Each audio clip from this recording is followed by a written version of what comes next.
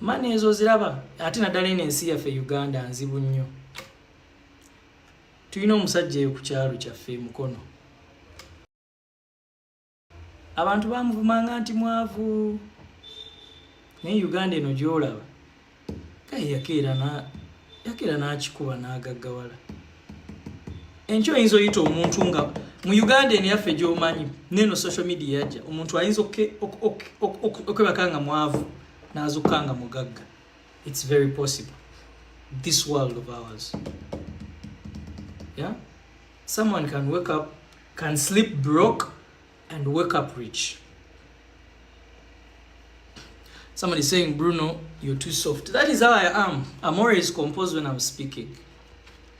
In Uganda, anything can happen. Don't call someone broke. Don't send your muntu yalemwa. Don't send your muntu tasobola. Don't say, you married people. Temulangira single people. Especially married women. Mulina omuzoogo ogugamba abantu. Temulina basajja. Olifumbirwa ddi mukwano. Nga nawe wafuna omusajja ne bakuwasa. It's the same way someone who is single wagenda ofuna omusajja amuwase. So temwerangira. Eshegira. Temwerangira guys. Anything is possible in this life. Waliwo omuddusi we Uganda njagala mumunzijukize. Eyadduka n'asemba nga tuli ku Kololo airstrip. Mumujjukire yadduka bwati ngaddukira mu ango. Kati essaawa eno baye world champion, Olympic champion. Mumpandikire erinnya ly'omuddusi oyo. Mwena mwasekerera omuddusi oyo. What's that guy's name? The guy who was yasemba nadduka bwati ng'awunzisa omutwe wambi n'asemba naye essaawa eno mugukulingeko omulabe. I think he's the Olympic champion or world champion. Kyekyo kikulaga nti Katonda akera bukeezi n'akyusa game. Katonda ono akola bukozi ati. So be humble with people. Mubere humble with people. Stay. I'm going to release that video to show that I worked. People have been telling me to leave the song. Lesson you were deleting. No. I am going to leave that song there as a testimony that I fulfilled my work. I'll put it there. I'll put the video out there. Njagala ni director mumuwagire because he's a very good guy. I want you guys to see his work. You get mumuwagire, mumwongere emirimu. Ekitegeera. So I'll put the song out there. I'll release it. And I will move on and do other things. You get. And this should also be a lesson. Zemunange edda omuntu we yampanga nga nange muwa. But life has taught me different. Obulamu buno bukukyusa. Emabega ka omuntu we yampanga nange muwa naye kati nayiga nti omuntu wakuwa gwe ate osala omuliro. Ate gwe asaza omuliro n'owangula. Okitegeera. Yensonga lwaki omuntu asobola oyimirira ali n'akuvuma ebigambo nga 100 nga tomuzzeemu n'osirika ate n'omala n'omuwangula. Okitegeera. So, I love you guys. Thank you so much. Sinnaba kutuuka bwe njagala kutuuka. But I'm very proud of where I am. Sinnaba kutuuka nze bwe njagala kutuuka ku level. Gwoyinza okuba wooli awo. Olaba nga nkyali. Naye ate nze nga wendi. Ndaba nga mukwana, I'm very proud of myself. You get. So I am proud of myself. Sinnaba kutuuka ku level gye njagala kutuuka ku goge mazima. Eno ensi ffenna tutoba paka olunaku lw'ofa. Okitegeera.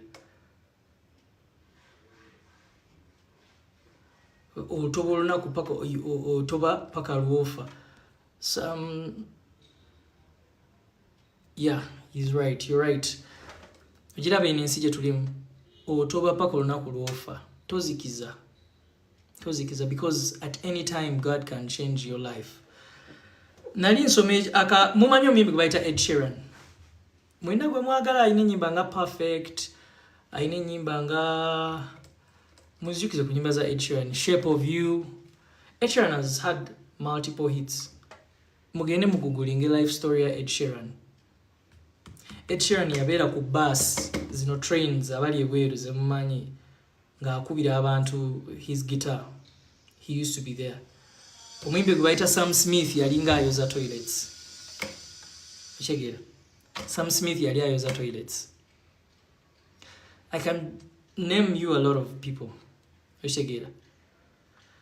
A lot of them. So in this life, tozala wabantu. Life can change. Kugambye omuntu ayinza okwebakanga mwavu n'azukukanga mugagga. Anything in this world is possible. Gwobadde obuggolera nga gwe bossi we ayinza okera ku makya nga ye bossi wo. This life is very funny. This life is very, very funny and surprising. I have seen rich people lose wealth. Rich. Kugambye kati nze waliwo omusajja omulala yali mugagga nnyo, yali mukwano gwa daddy wange.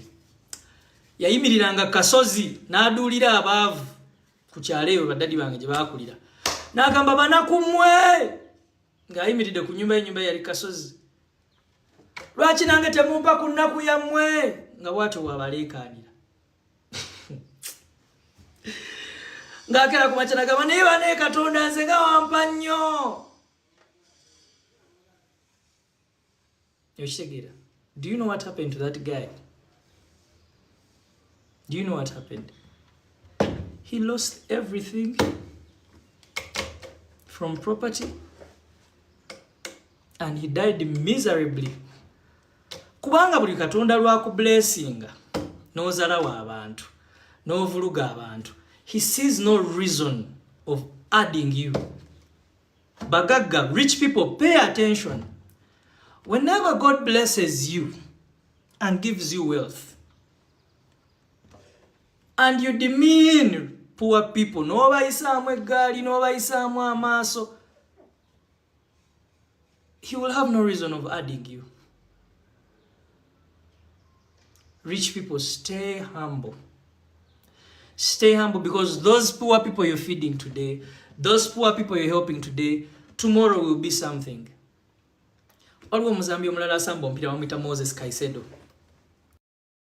Story ya Caicedo is very inspiring. Cristiano Ronaldo yasiibanga enjala, yalyanga kimu. Cristiano Ronaldo, maama Cristiano yatundanga bunyama. Cristiano CR7, omusambi ensi gwetya, the goat, nze muyita the goat kuba mpagira Man U, he is my goat. Cristiano Ronaldo maama yatundanga bunyama, ne bbuutu ze ezasooka maama yatunda bunyama n'azimugulira. Naye kati Cristiano okyayinza omuyisaamu amaaso, okyayinza ozala wa Cristiano. Life can humble you, guys. Life can humble you.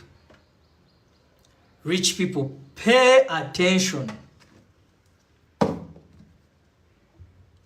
My friends who have been broke before, Katonda n'akuwa ssente, also pay attention. Katonda bw'aba akujje mu nzigotta n'akufuula omugagga, tokola nsobi yeegulumiza oba ezalawo abantu, ajja kuzzaayo mu nzigotta.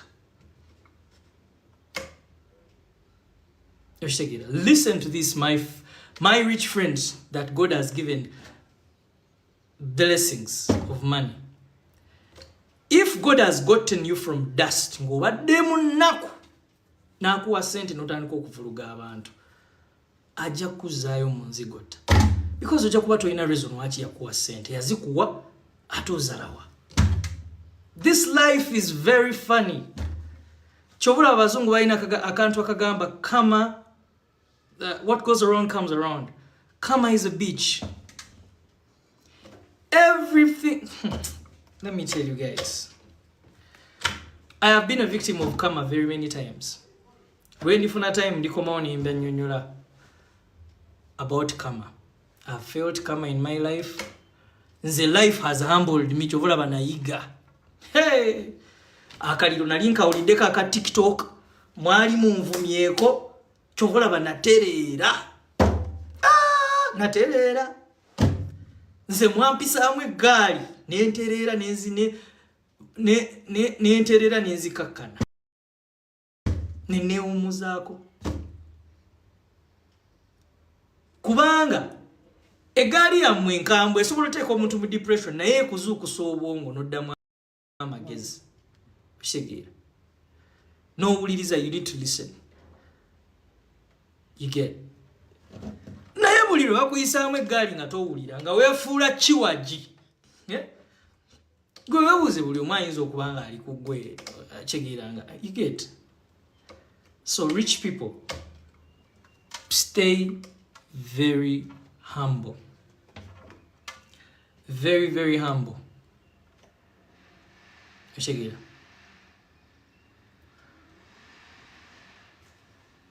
nze sirina gwe navumye ndowooza mukiraba nze bampisa omubbi but me I came just defended myself and you guys listen to my story. I didn't insult anyone, I spoke respectfully. That's how life is. You can address issues without shouting at people. Banange, people that have become famous, namwe muwulire kino. Ego is a very bad thing. These people, chiri mostly in famous people, rich people, and talented people also have that problem. Oba babiyita biwawaatiro oba ego wabeerawo akantu akabatawaanya munda kyobulaba abantu abagagga like those who are super rich abaka akantu kati you get those super talented people super rich like now olaba Kanye West babeera n'ekintu kiringa bipolar bavavaako mangu. There's something that disturbs them inside but you have to learn to control it. Sometimes kivaayo ne kikuleetera okwogera n'abantu obubi ekitegeera ate namwe abantu abaliraanye abagagga abawujji b'obunyama people who are close to rich people pay attention mwe abasinze okuwabya people who are close to rich people and don't tell them the truth. You're the biggest problem guys. Nze nalina mukwano gwange kati ali America naye kati yatereera he's good, he's okay and we always use him as an example. He's okay with it. He used to have nga tumwetolola nga tumuwaana nnyo twamuwaanawaananga nnyo because yatubeezangawo nga atuwokyayo nga atuliisa naye twamukozesanga ensobi nnyingi nga tetumubuulira mazima kitegeera twamukozesanga ensobi nnyingi nga tumugamba yo oli wakabi nnyo twakozesa gayi waffe ensobi nnyingi era yejjusa. But I take responsibility. I'm one of those people abakozesa gayi wange ensobi nga muwaana nga ne bwakola ensobi mujjira obunyama nze awujja akanyama mugamba kuma omwoto daddy kuma mamirira oshegeera mamirira oshegeera naye twatomeza kyali waffe agenda okizula nti tumutomeza because yali afunye character nga yamanyi tagambibwako twamuwaananga kubanga ffe naye yatuliisanga kyali waffe nga atuliisa yatubeererawo nnyo my brother yatubeererawo nnyo naye nga ffe tetumubuulira nsobiize. You people close to rich people, tell them the truth. Towabya mugagga tomuwaana mugagga mubuulire ekituufu nti wano tukozeemu ensobi kitegeera ate namwe abagagga muwulirize kitegeera. Rich people, pay attention, rich people. When your close friends speak to you, ne waba omusinga sente tugamba nti kati gwe munaku gwo ngamba ki okitegeera nkugambye n'ensi ekyuka mangu okitegeera ensi ekyuka mangu okitegeera. We have had a series of rich people who, I don't know if they are rich, the people that have come in media to throw money to people, and you see how life changes very fast. When I was growing up, there is a gentleman I used to see, the one who wanted to buy Leeds United, Mike Ezra. Where is Mike right now? I don't know if he may be somewhere on an island, Gachari Mugaga, but he's no longer into the limelight throwing money like he used to. I grew up reading stories of Mike Ezra. That story when it came out that he's going to buy Leeds. Nalingambira I was young. Rich people learn to treat people with respect. Do you know the beauty of being rich and humble? Oh God, I wish you people knew. Name for me some of the rich people. I'm going to give you an example of there's a Nigerian guy. He's the second richest guy in Nigeria. I've read a story about him. What's his name? Otedola. Go follow that guy, Otedola. What is his other name? Femi Otedola. Go follow Otedola. Very rich man, very humble. He loves God. Do you know the beauty of being rich and humble? Guys, do you know the beauty of being rich and humble? People will love you. People will cherish you. People will be like, why is he having all this strength, power, money, and he's still humble? People would want to tap that from you. But when you're rich and arrogant,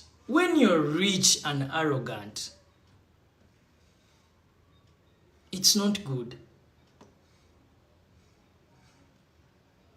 When you're rich and arrogant, it's not good. You see it? I know money, for example, for us men, katika mbawulira na amazima. Nzo waliwo nabira muna akasente. Niyinga ulira kakuwaga kagamba situko zunge. But it's supposed to be your inner self. Eh? Ogambe sina we ngenda kulaga sigenda kuzunga. Abakazi batera nnyo tugamba nti abasajja mba muna akasente. Naddala mu abatabadde muna akasente mwagala okuzunga buli wamu. Oba yagala kwana buli kiramu buli kikusale maaso. Kati that's when your inner self comes in and tells you, my brother, calm down. You get calm down. Yeah. You get. There's a beauty in being rich and humble. There's a beauty in being rich and humble. I have my cousin brother. My friends in the diaspora, my rich friends in the diaspora, we love you so much. But when you come back home here, nafa bana Uganda temutuyisa maaso. You get the people you left back home. Tuli mubakumira apartment zammwe, tukuma rento zammwe. Tuli wano naffe ensi tugiraba nti etambula, tusigala naffe tusasula emisolo ensi ya mwene Uganda gye mwalika emabega etambule maaso. So temutuyisa maaso fa abasigadde wano Uganda. People who have traveled abroad. You get temutuyisa maaso. Ashegera. Temutuyisa maaso, guys. You get. I have a brother. He's a cousin, not a brother. He's in the Royal Navy of the British Army. He was actually even given citizenship. You get. But bro, he doesn't even want to talk about it when he comes here. He doesn't even want anyone to know that he's in the British Army. He doesn't. Shut up, man. Do you know the beauty of that? Do you know the beauty of that, guys? When you have everything, but you don't even want people to talk about it. It's like, shut up. Beera awo abantu bagambe tebifaanana nnyini byo. Okitegeera? Beera awo abantu bagambe tebifaanana nnyini byo. Okitegeera? People use this app to abuse people. Today I felt like I need to come on this app and say something. Okitegeera? People, nobody is holy in this world. Okitegeera? Buli omu asobya. Naye bintu eddiini byebabuulira bye mugoberera. Ebintu eddiini byebabuulira bye mugoberera.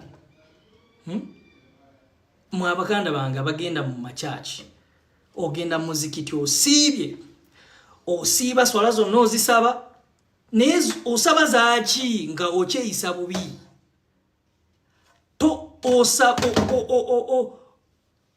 You pray every Sunday. Buli kanaku osaba ku macha n'olweggulo naye okyeyisa bubi. Oshegera kati omukafiiri obananjawulo kino omukafiiri. Oshegera obananjawulo kino omukafiiri. Really? People who claim to be holy. Nobody is holy.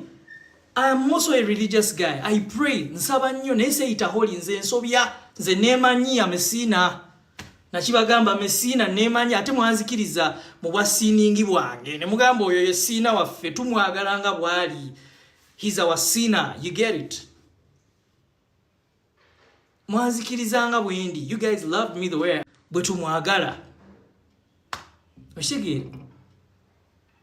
Insobya ninjiga. Nensobya ninjiga. Bwe bulamu. Bwe bulamu. Me, I'm not a saint. I'm a sinner. I know myself. I'm not a saint. I'm a sinner. I know that. I'm not a saint. Oshigire. I'm a sinner.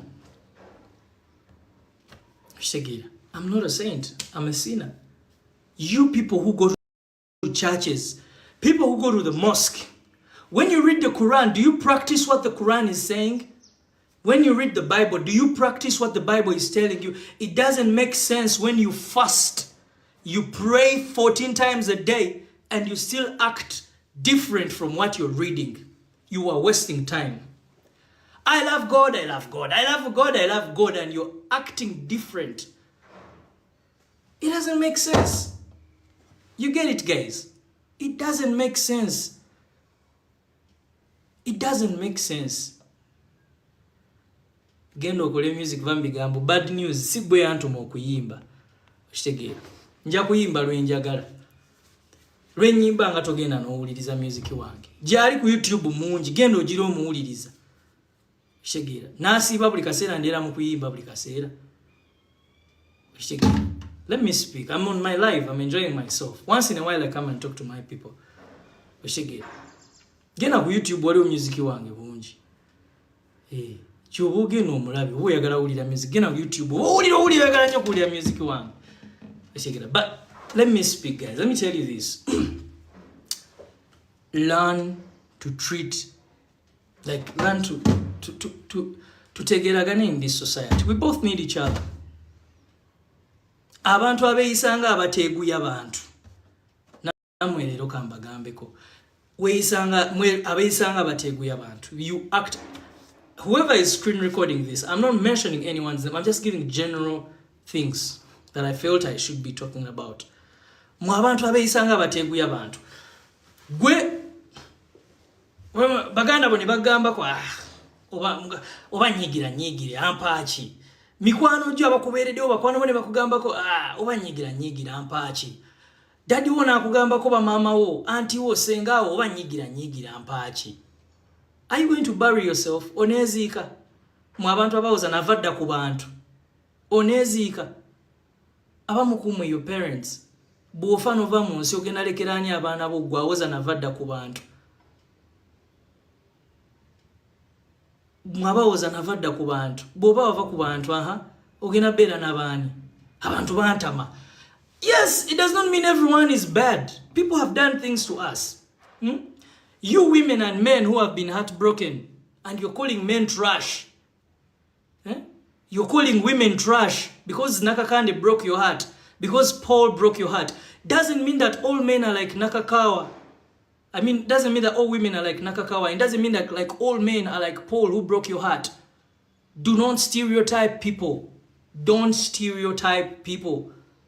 Don't. People are different. You get? People are different. Somebody can break your heart and the other mends it. This is the world we're in. Those are abantu bantamanakowa abantu. Gwenze muganda wange. Ate wowo woza ngokabe naku yokaba mpola. Because abantu balina ennaku. Lumu nagera n'endowooza nze alina ebizibu ne mbikabira mukwano gwange nga asirika n'okusirika tolina nnaku. Nkunyumiza ebyange. So bw'oba oli eyo mu bulamu manya nti si ggwe akoze eki. Alina ebizibu. The world doesn't revolve around you. Guys, you rich friends of ours, the world doesn't revolve around you. Rich people learn to treat people with respect. If you're rich and humble, God bless you.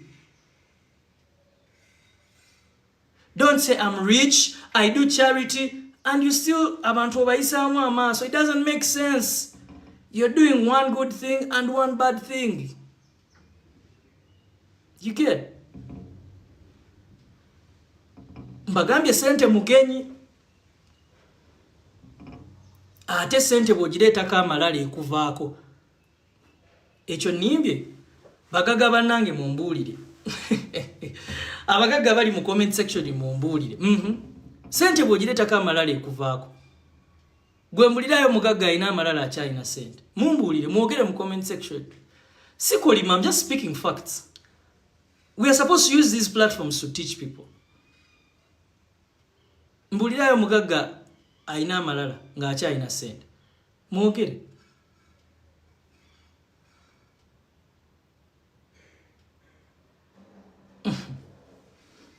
You get.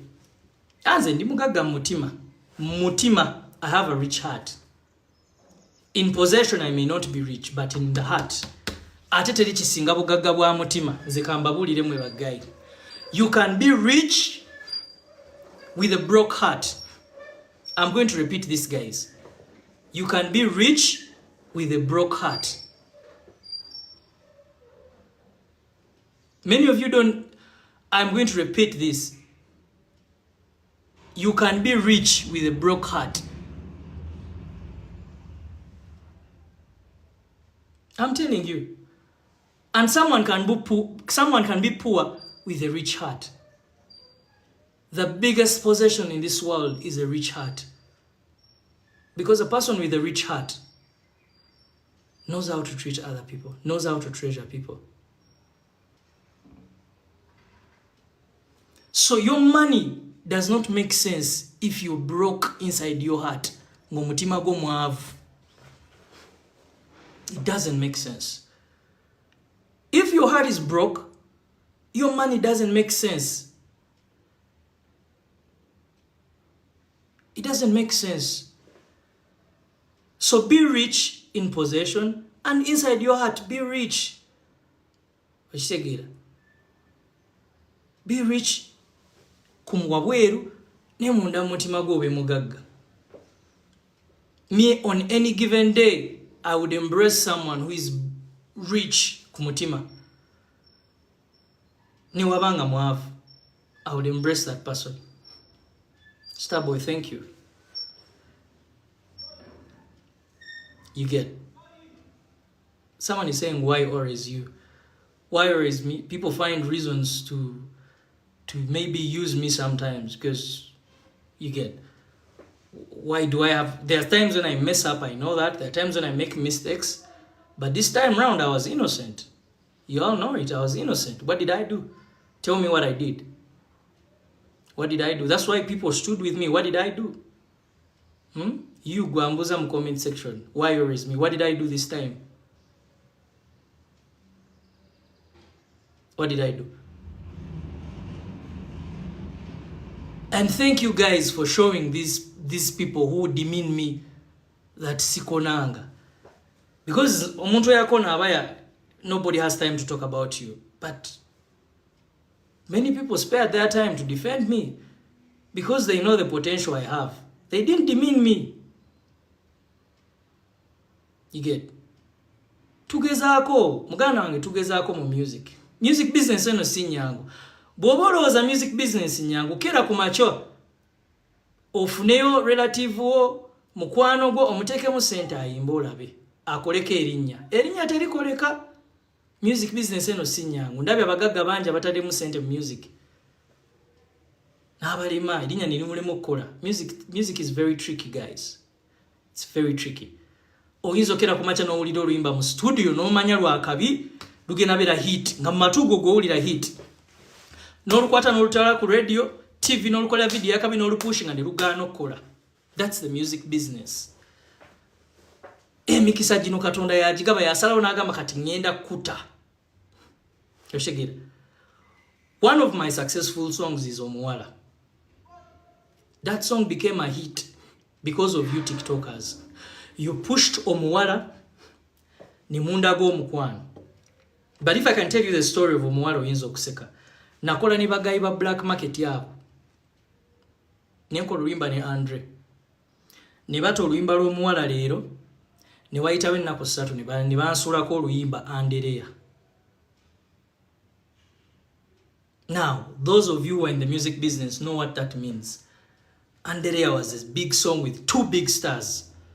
Now, competing with such a song from the same artist this side and this side was a little bit difficult for me. But God, through you guys, made that song success. You get? Because you're not my manager, do not assume nti nagwa. No, you don't know how much money I make. Do you? Do you know my finances? Do you know that there are people who book me? Do you know? No, you don't. So do not assume. Tobeereyo n'olengeza mu abalina amaduuka mu arcade. N'olengeza akaduuka ka munno. Akaduuka tekaliimu bintu. Yamanyi engeri gya running akaduuka ke. Tekaliimu bintu naye ayimanyi engeri gya running. Weebuuze lwaki asasula rent. Gwamusasulira rent? Ekigira. Gwebuuze gwamusasulira rent. Mubeereyo mu zi business zammwe mu za arcade ne mulengeza abantu. Lwakuba oyina edduuka eddene lirimu ebintu n'olengeza munno ayina akaduuka kakatono. Oyina edduuka eddene oli mu kuzalawo omuntu ali. Kino kankikuulye pastor wange yakimbulira. Buli lw'ozalawo omuntu oba n'owulira obujja ku muntu ng'omusinga agenda kuyisa. Kano kankabaddiremu. This is what my pastor told me. Buli lw'ozalawo omuntu ng'omusinga agenda kuyisa. N'ozalawo omuntu ng'omusinga n'omuzalawa n'otandika omuteekako embeera agenda kuyisa akusinge. Ate buli lw'obala n'omuntu ng'akusinga n'omuzalawa togenda musanga agenda kuleka.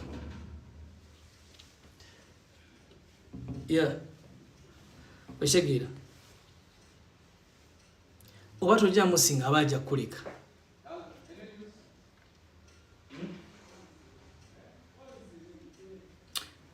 Somebody says it. So guys, I thank you TikTok. Thank you for loving me. Uganda, thank you for loving me. I'm not perfect, but you guys love me the way I am. You accepted me the way I am. I'm not perfect. I mess up. I make mistakes. I am not the best artist, but I thank my fans who go and buy my music. If I told you guys how much money I make online, Spotify, iTunes, it's because there are people buying my music, and I'm grateful to those people. So yet there are people who spend money every month and buy my music. Obanga isamu amaso mu bantu abo bagula music wange. Abantu abo music gwe bagula. Akasente ako nkajjayo ne kanyambako ku bintu byange. Niye nguliramu ebintu ebimu ku baana bange, ebirala ne mbikosa gye mbikozesa, ne nyambako maama wange and other things. Okitegera?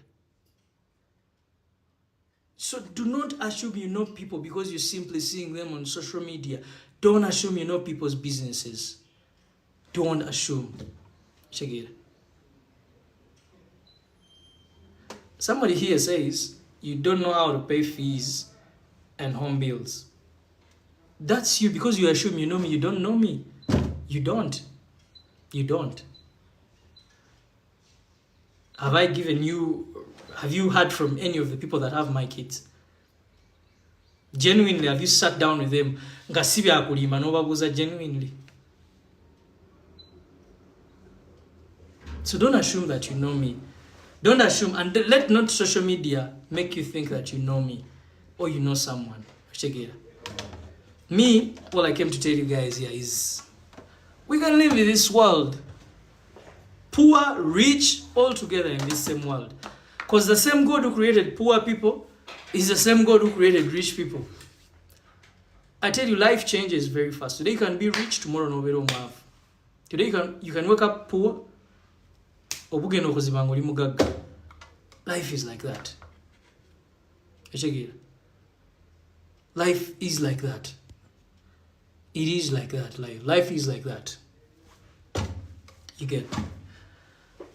I just feel I need to come and tell this to so many of you. I see people on the lives here, people that have some money. I see people sometimes you are abroad. Yeah, it's okay, you've traveled, it's good. But that doesn't give you the chance to demean people in Uganda. because even living in Uganda is not easy. Much as living in abroad is also not easy. Also living in Uganda is not easy. Bana e Uganda si nyango. So mwechiti wawanjise.